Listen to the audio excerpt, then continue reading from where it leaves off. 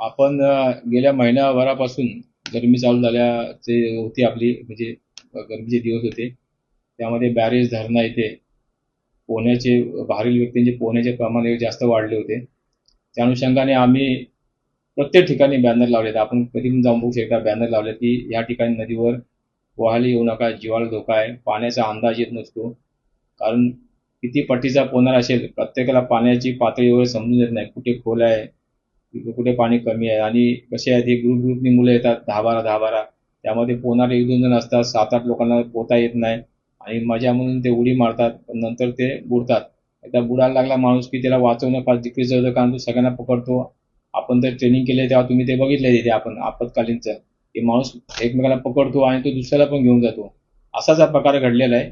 काल भिवंडीवरनं मोहम्मद सैफ असलम परवेज खान हा 21 वर्षाचा मुलगा आहे. तो गारमेंटमध्ये काम करायचा.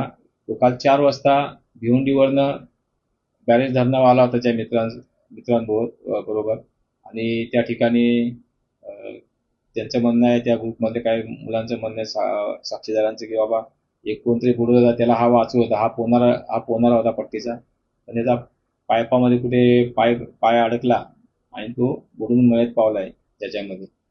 त्याची काल बॉडी आपल्याला रिकवर झालेली आहे आणि त्याचा आता PM वर आपण दाखल झालेलं आहे. त्यात ड्राउनिंग आलेलं आहे. संशयाचा काही प्रकार नाही. परंतु हे अपघात आहे असा का प्रकार आहे आणि लोकांनी इथे येऊ नये. बरेच लोक रील बनवतात आणि या बॅरेजचे रील असतात आणि त्यामुळे मुंबईवरनं म्हणा, भिवंडीवरनं म्हणा, ठाण्यावरनं लोक इथे पोहायला येतात. अंदाज येत नाही आणि त्यामध्ये त्यांचा हा मृत्यू होतो. ही अत्यंत वाईट व खेदाची घटना आहे. आम्ही त्या ठिकाणी पोलीस बंदोबस्त पाठवतो. आम्हालाही काही लिमिटेशन आहे कारण नदी मोठी आहे.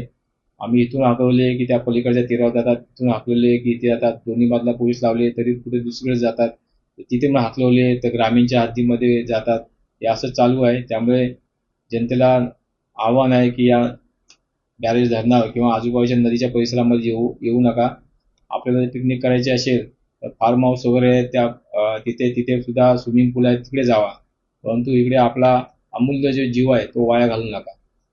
सर अनेक रील स्टार असतात ते बदलापूरमधले मध्ये रील टाकत असतात आणि इथेच कुठेतरी अशी लोक जे आहेत ती बळी पडतात आपल्याला पाहायला लागतात. काय आव्हान असेल लोकांना अशा गोष्टींना बळी नाही पडलं? बरोबर आहे.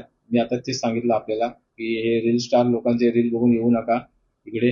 कारण बरेच लोक यापूर्वी सुद्धा मागच्या वर्षी पण एक मुलगा गेलेला त्याची बॉडी अजून भेटलेली आहे आम्हाला.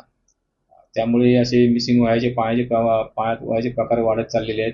आता मी टोटल आकडेवारी काढणार आहे 1-2 वर्षामध्ये ग्रामीणमध्ये किती गेले आपले ते गेले त्याचे बॅनर लावणार आहे. त्यामुळे लोकांना अंदाज येईल आणि मी पुन्हा एकदा आवाहन करतो कोणी नदीवर येऊ नका आणि आपला जीव वाया घालवू नका.